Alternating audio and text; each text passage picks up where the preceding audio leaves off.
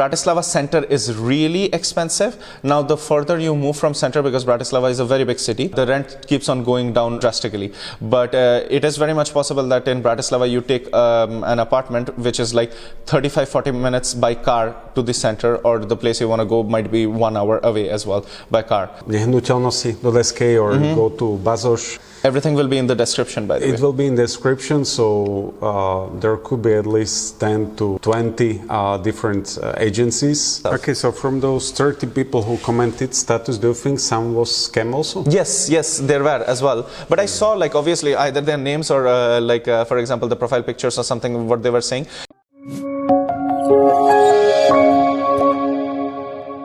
Hello and welcome to Study in Slovakia.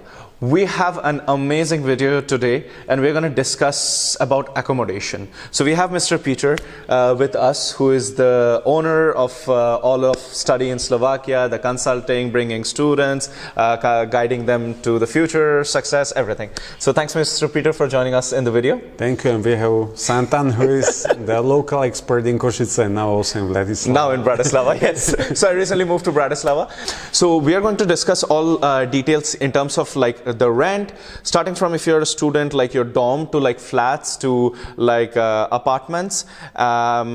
How much can energies cost, how much can rent cost, how to find those apartments, what are the sources, websites, groups, agencies or brokerage firms, how do you find those, and especially the end part of the video we're going to focus more on how to avoid scams, because this is a very common thing that people can be like scamming you, not from Slovakia, but some online scams that's around like real estate as a whole. Without further ado, let's get in and let's explore what are the different options. So the first thing is, when you're dropping first time entering like in Slovakia, you're probably a student, because most of our viewers are students. So we start from the dormitory accommodation itself. So Mr. Peter, guide us through a bit about the dormitory accommodation Kosice. Yep, so in Kosice there are multiple universities and they offer to some extent also the accommodation for international students. We can maybe also tell at the beginning that there are like English speaking programs and then there are Slovak, so we will be speaking just about the English speaking programs. So for example, the biggest university in terms of international students, I would say English speaking one, definitely it's UPJS. Yeah. So for UPJS there is basically one dorm but with limited capacity in Popradska. It's located for maybe the Medicka dormitory. Well, but that's for the Slovak students mostly, okay. And to maybe some small portion could be for PhD, but most of the international students are in Popradska. But the capacity could be maybe 200 students, not more than that. There are like double, triple rooms. I mean, triple in the sense that you have like single and then double rooms, so like 3 people. Like yeah, like how dormitories. Let me give you a landscape view also of that. So the UPJS, as you mentioned, or TUKE, like where I study, Technical University. So the dormitories are mostly as like 2 people in 1 room, and there are 2 forms of dormitories. So 2 people in 1 room, and these sort of 2 rooms with 1 common washroom and sort of a kitchen in the floor, like kitchen, actually a full functional kitchen, but in the shared for the complete floor. Or for example, how I stayed was exactly like 1 room for 2 people, and then the toilets and the showers are shared as well for the complete floor, and there are multiple showers and toilets. So this is how dormitory accommodation is. Like 90% cases, I would say you have to share the accommodation in dormitory, right? Like it's not possible that you have a single room. It's very rare. You were the only exception. Let's not speak about it. So like, yeah, it's very rare that you can get single room or single accommodation because there, as mentioned, like there is always very high demand of the dormitories. There are the international students, the Ukrainian students, the Slovak students, and obviously like the English speaking ones as well. So, but from a like standpoint of rent, how much does the accommodation cost for a dormitory? Okay, right so let's say it would be for international students maybe somewhere between 130 to 180 euros. Okay. So, but as I mentioned, for UPJS, as the capacity is, let's say 200, there are at least 1,000 to 1,100 international students. So rest of them will stay outside in private apartments. Yes. And then if we speak about second biggest, which is Technical University, here there are like many Indian students studying in English, then like many Ukrainians studying in Slovak. But to give you idea, for example, last year for the whole capacity of the beds for the first year students in dormitories was 1,700. Oh wow! For first year students. Okay. But there was 7,000 applications. All right, yeah. People tend to prefer like dormitory, at least initially. First, that you're close to your roommates, classmates. So, we had it as well. In the middle of the night, you're going and knocking on each other's door and taking notes, or you have an exam tomorrow. So it's super helpful on that perspective. Secondly, it's much cheaper than staying outside in the apartments, because apartments are expensive and keep on getting expensive year by year. Also, energy is everything. You have to worry about it when you're staying in an apartment. But in dormitory, you just relax with that. Yes. And with the Veterinary University also, I think there is some dormitory there. Yeah, they also they offer it to their students, as there are many Nordic countries, students, like Norwegians, also I think they have some French students. Yeah. But again, like the capacity definitely was not sufficient, because like at some point there were also some beds allocated at TUKE University dorms to them. Okay, yes. I think even when I used to stay in TUKE dormitory, there was something like this as well. In Urbankova. Exactly. In Urbankova. It's still there, right? Yeah. So for TUKE, there are like, I used to stay in one called Urbankova, which is literally like 2 minutes walk from the university, barely 2 minutes. It's almost the university campus itself. Then there is the backside of the Urbankova. What was the dormitory? Bozhenka. Yes. Now I remember. That is there. These two, ideally, I would say, if you have a preference, try to get these two, because this is literally the university building itself, and like it's quick for you to run to the class, or interchange between classes, or come for a quick back to the room from the classes.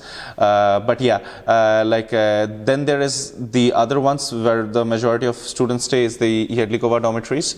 So, and Jedlikova is, I think, about 4 or 5 kilometers away from the university. So you need to take a tram, in some cases 2 trams, in order to reach. Look, like if you're coming from a super large city, like this is nothing for you probably, but if you're in Kosice, this is a lot. Like you have to take 1 tram to go somewhere, or 2 trams. So but the majority of accommodation is over there, and there are total 13 dormitory buildings, if I'm not mistaken, in Jedlikova. In Jedlikova you have Jedlikova 5, then 9, which was reconstructed, and then 13. Yes, so 3 major ones. Yeah, like each basically has like different offices, but okay. Most, for example, of Erasmus students, and they're in 13. In Jedlikova 13. Yeah, so it depends also, like the one, if you can get Jedlikova 13, just we are going too specific, but if you can get that one, it generally has like better rooms and like features and everything with accommodation, because it's like Erasmus students, most of the internationals are staying there. But yeah, overall this is the dormitory scenario in Kosice. For Bratislava as well, there are dormitories for STU, for obviously Comenius and EUBA as well. Similar scenario, like because in Bratislava the faculties are very spread out throughout the city, so it's not exactly in the center how it is in Kosice.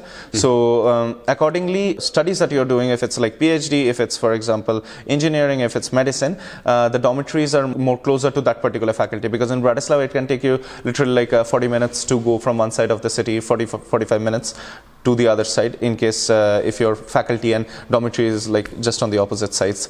That's why like just ask when you're checking for the accommodation the dormitory that's closer to your faculty, because you'll have majority of lectures over there itself. And other than this, like the rent I think is also similar. Like I don't know the specifics in Bratislava. It's actually really interesting, because for example for STU students, most of them, I mean foreign students, for mechanical engineering for example, they stay in Mladá Garda, which is in Bratislava 3, Nové Mesto, and they pay 120 approximately. Okay. So which is like a little bit less than in TUKE, which is 135. So that's really nice.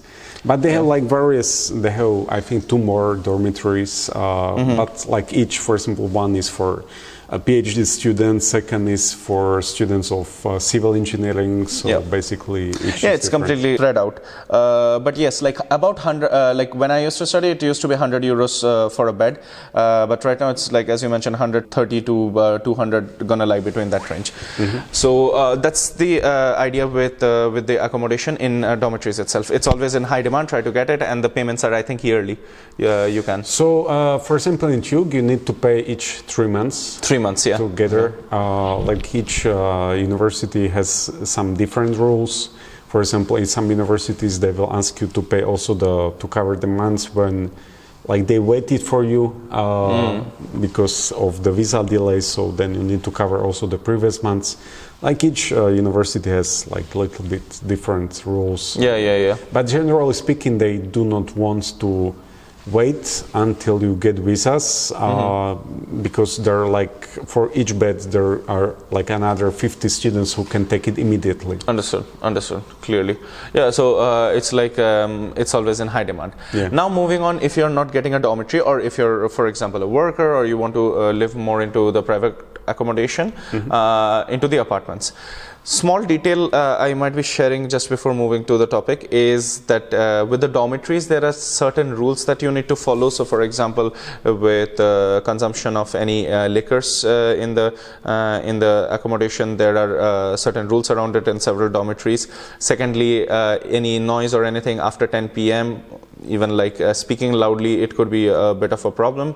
Third, if many times with dormitories, if you're entering at night, you might want to carry your ISIC card, the student identity card, with you, because they can check it, scan it, or for example, if some visitor is coming to you, you might need to register them, or there are certain procedures with this. So initially when you're starting, it's really good, but eventually, like once you're settling down, you're meeting people, you're going out very often, so maybe you want to check more into the apartments. From an apartments standpoint, like maybe let's start with Kosice itself, and then we can move more towards Bratislava. Starting from the very first thing is how are the rents here for apartments? Would you like to share some insight into that? Yeah, I would maybe point firstly one interesting thing, because or important, let's say. Because as you know, 2022 was the start of the war in Ukraine, and why I mention it, Kosice is not that far away from the Ukrainian border, so basically many of families or many of businessmen, they decided to leave Ukraine, and as Kosice is not far away, like thousands of them, they stayed in Kosice, and then like each year there are hundreds to thousands of students who also come to Kosice. So the demand for the accommodation is like skyrocketed, and also the rents, they went up. Very true. And then we can also speak about Volvo, which will open 26, maybe 2026, yes. 27 latest, which is additional 10,000 people. 10,000 people, direct and indirect jobs, and they have also families. Exactly. So speaking about the rents, 2024, we can maybe speak, there is the single apartments.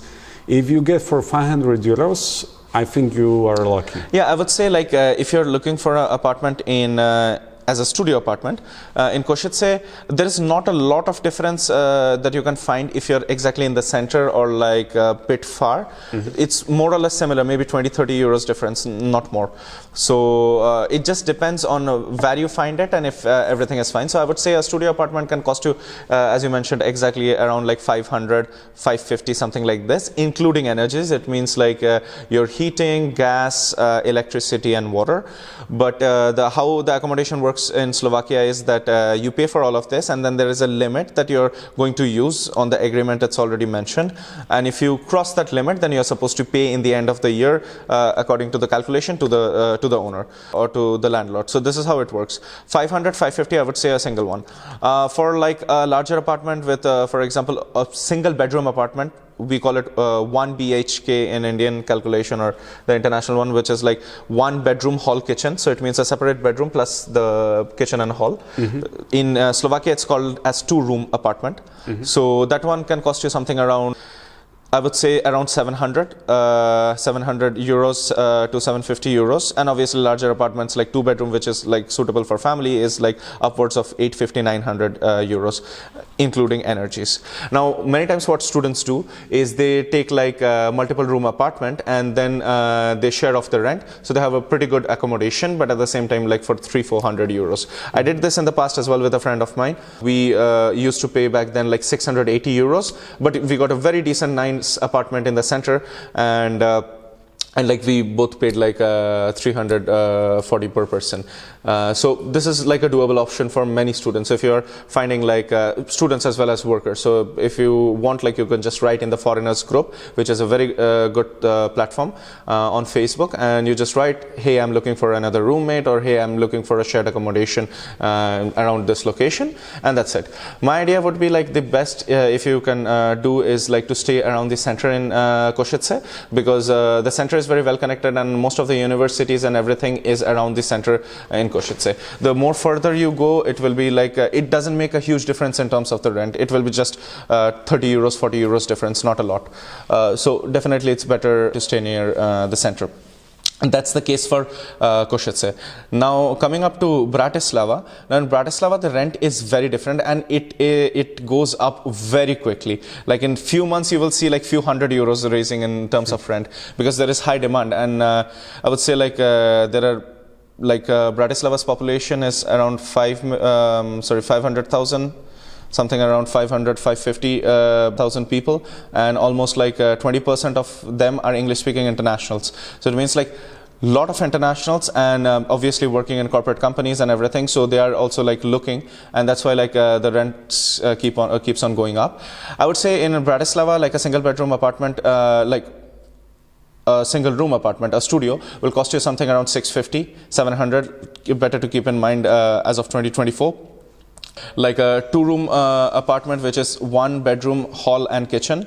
So a standard one can cost you something around like 800, I would say, 800, 850 depending. In some cases, and some of my friends even got these apartments, similar apartments around the center for over 1,000. In Bratislava, center is really expensive. Now the further you move from center, because Bratislava is a very big city, the rent keeps on going down drastically. But it is very much possible that in Bratislava you take an apartment which is like 35-40 minutes by car to the center, or the place you want to go might be 1 hour away as well by car. So you have to be careful with the area you want to explore. So the best what you can do if you're still not in Slovakia is to initially check the location that your job or your university is in, and then check the areas around it, so the pin code locations, and accordingly search the apartments in that particular location. And I would say like also in Bratislava people are sharing rooms as well, so like a larger apartment can cost you something around 1,000, 1,100. These all prices are including the energies, so 1,000, 1,100, and then 2 people or 3 people are sharing that apartment, and obviously like everyone has a separate room and common shared some washroom or kitchen, something like this. So this is a possibility as well. Now in terms of the advances and deposits and everything, in Kosice it's mostly like 1 month of deposit that you need to pay. In some cases some of the owners ask for 2 months. In Bratislava it is very different. Like some owners can ask you like 3-4 months of advance, some owners might ask you 2 months of advance, but the standard I would say is like 1 to 2 months, not more than that. That is the deposit money that you give. So when you're leaving the apartment you get that money as a cashback back to you. Whereas now we can explore more on the part of like how to find these apartments, and then we can share even more details how much can you cumulatively come in terms of costing. So in terms of agencies, do you know some prominent agencies, Mr. Peter, in Kosice? Well, basically, if you go to portals like nehnuteľnosti.sk or you go to Bazos, everything will be in the description, by the way. It will be in the description, so there could be at least 10 to 20 different agencies. Yeah, really, like the idea is this, that the agencies, you can directly reach out to them in Kosice. If you're searching an apartment, there is high chance that agent has posted it instead of the owner itself. But in Bratislava, the agencies are also doing this, that when you're going and writing them an email or reaching out to them, you just tell them like, hey, this is my budget and this is the sort of location I'm looking at. They will give you all the available options that's there, or they will do the flat hunt for you.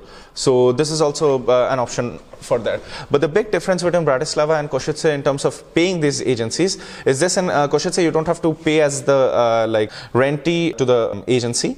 So it means it's completely the owners are taking care of it. So for you it's just the deposit that you're paying and that's it. That's more than 90% of the cases. Very rarely any agency will ask you for any fees. In Bratislava it's the case is slightly different because the agencies are taking generally 1 month equivalent of rent plus energies in as their commission itself. So you need to take that into consideration. That could be like 700-800 euros, or depending on how much your rent is. And then they will find the place and everything. They could potentially find the place, or they could be also the people who are posting all of those postings and everything. Now, in order, if you, for example, don't want to go through an agency, because if you're going through an agency, authentic agency, and speaking with them, going to check the places and everything, it's probably going to be an authentic contract and much better. But apart from that, there are also ways without the agency that you can find. As you mentioned, these listings on websites like Bazos. There are several websites, and you can set up your location, you can set up your budget. Especially I used to do a lot of this research on Bazos itself, because in Bazos there is almost every possible flat listing is over there, or apartment listing is there for renting. And then there are the phone numbers. You give them a call or send them an SMS and you can speak to them. Now also in this is majorly the case for Kosice. Also similar for Bratislava, but in Bratislava also very active is the Facebook marketplace. So when you go to the Facebook marketplace, you can put accommodation, you can put the area and the budget and everything, and you will also find a lot of people, and people are very active.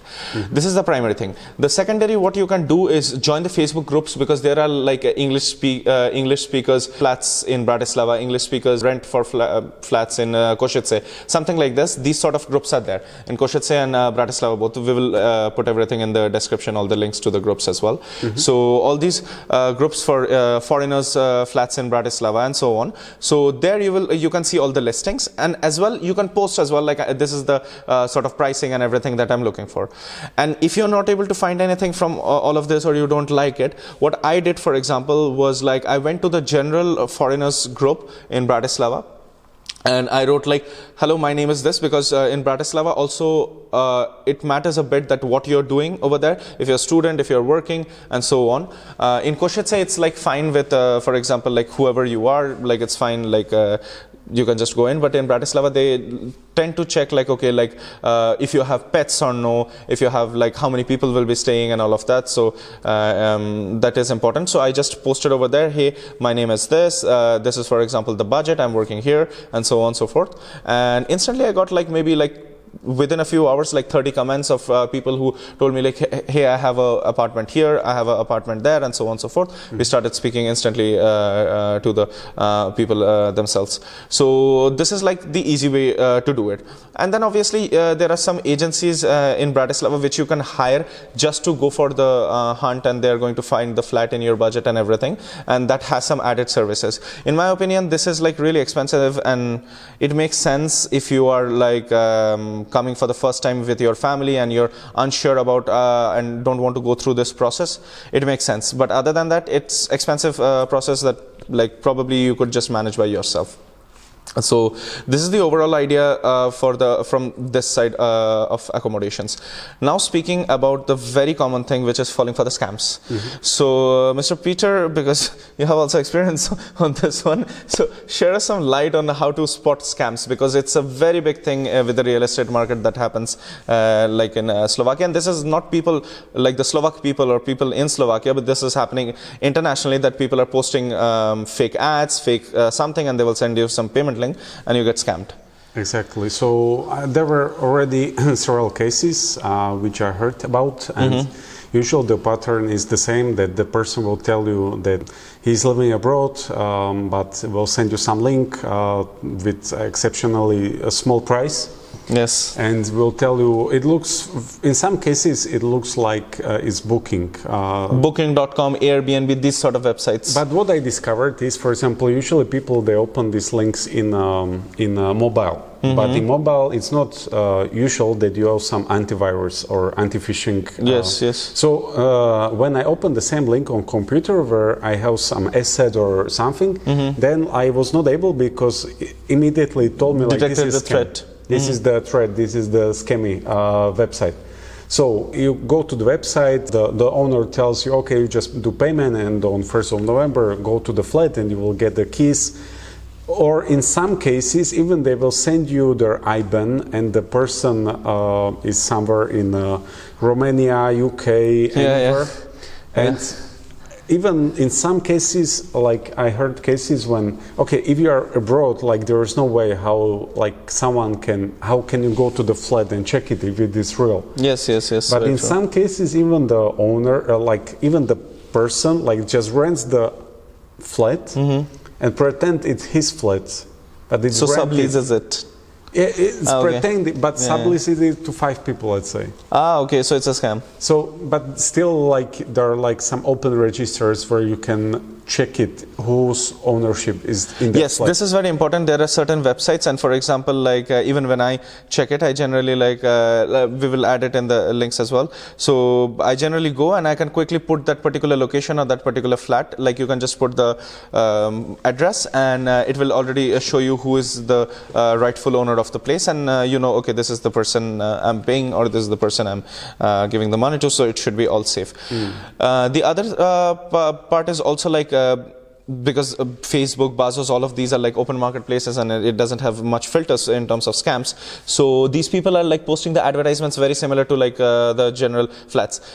As you mentioned, the first thing is like their prices will be like slightly or maybe heavily lower than the rest, because obviously they're scammers, they don't care about it. to make the profits, they will have it anyway. And the other thing is they will mostly try to focus that, okay, yeah, like let's just focus on email and exchange 10 different emails, and you know, like then like we will send you some link, you can pay it through that.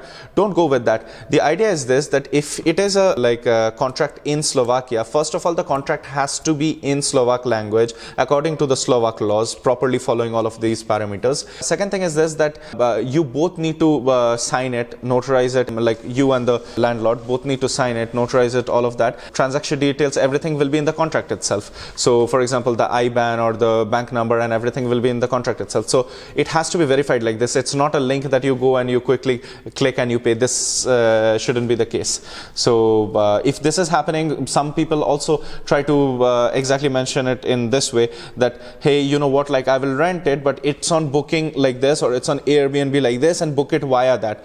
It's a scam. It looks exactly like a booking.com or Airbnb link, but it's a phishing link itself. Okay, so from those 30 people who commented status, do you think some was scam also? Yes, yes, there were as well. But I saw like obviously either their names or for example the profile pictures or something, what they were saying. Even one was very, very close as well, I would say, because I started speaking, looked like an authentic profile, everything. And then she was like, okay, let's shift to email. You can send me all the details. Before I was sending the details of the email, I was like, okay, can you share me the details of the apartment, some pictures, and a time to check, because I was already like willing to go to Bratislava to check it, fortunately. So I was like, a time that I can go and check it, and then I will share all the details. You know, why will I share my personal details like a passport or whatever, all of this like for you before even I check the apartment. She's like, all right, I don't know like when I will have time, but like can you share the details? Like 10 times maybe she already sent me email like to send the details. I was like, no, this is definitely a scam. And also she had a similar story, like she was in Holland and so on, and I was like, okay, but you want to rent the apartment, you want to give me the keys, so give me, okay, not today, but fine, like after 15 days, 20 days, 1 month, tell me like when is the date that I can go and check the apartment. But overall, if you have the budget, and I would say like if you're willing to check it, I would say like within 7-10 days you are able to find an apartment. In Bratislava, it's a bit more competitive because very fast accommodations move. For me, for example, the idea was this, like I spoke to another lady for accommodation than the current one I am in, and she sent me the contract. I was supposed to, like at night, I was supposed to sign and send her back the next day. Morning when I texted her, I was like, hey, I signed it. She's like, oh, the apartment is already gone. So it was that quick. So it's really, like in Kosice it doesn't happen. People can wait like 2-3 days, it's fine. But like in Bratislava, it's really that fast because it's always in very high demand.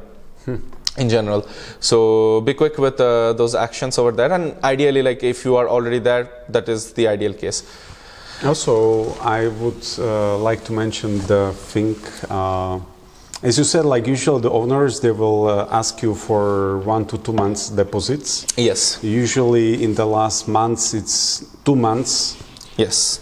So just make calculation like how much money you need at the signing. Yes. Let's say the offer is legit, and let's say you want to rent it.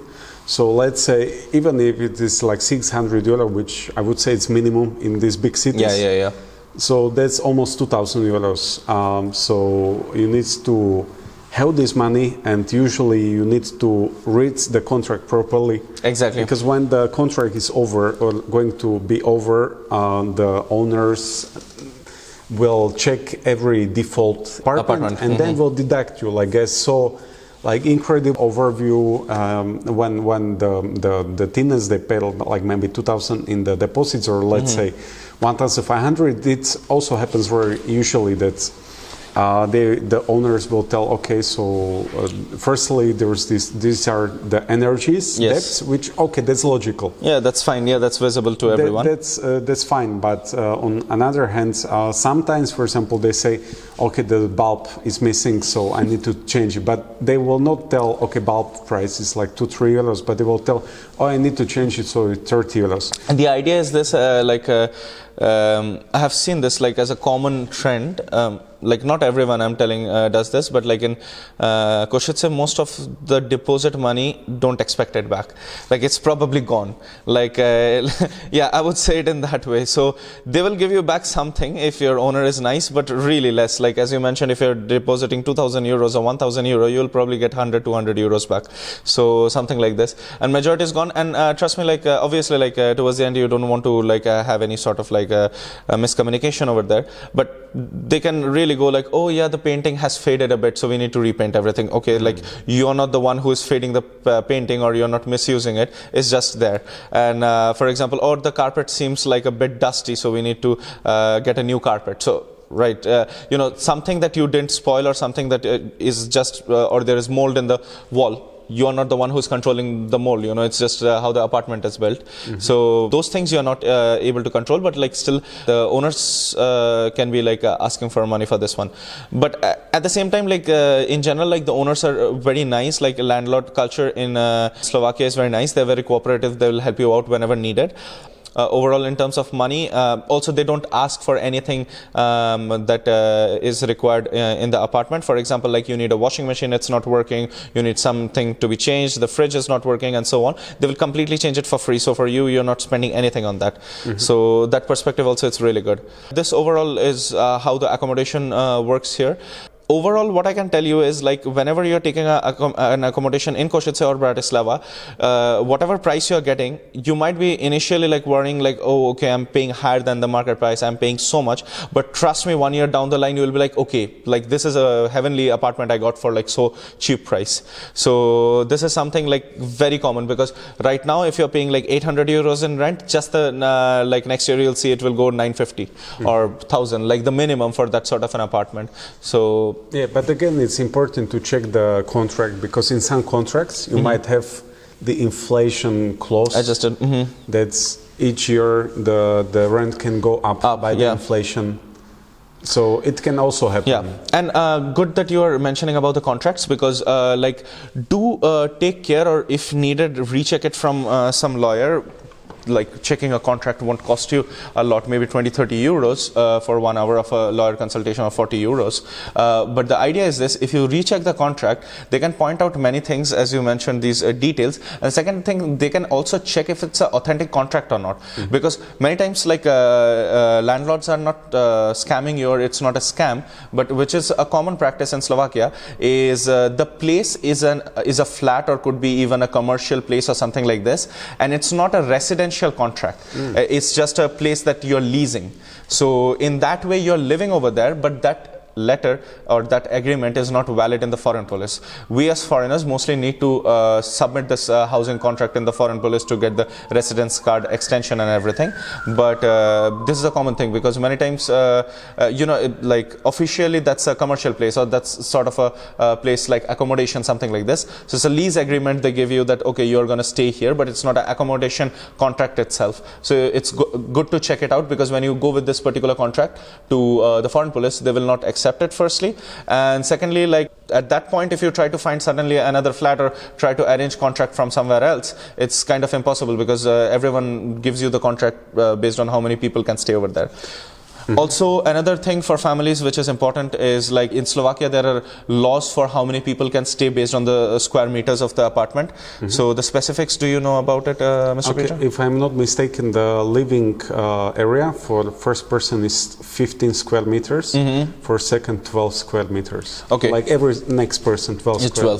12. So it's like, depending on that, take the apartment, because sometimes it happens that as a family, you're taking like a smaller apartment than, just to save up. And then that particular document is not valid anymore in the foreign police, because you are not taking it in consideration with 2 people are going to live there or 3 people are going to live there. Yeah, so it means basically you need to deduct the kitchen area, you need to deduct the bathroom, toilet area. So what is left, then it must be over. And also what is a very good idea or good point which you mentioned about the foreign police, because I don't know if it's still there, but at least last years, the foreign police in Bratislava was asking not only the owner to sign a notary, but also other tenants to sign a notary.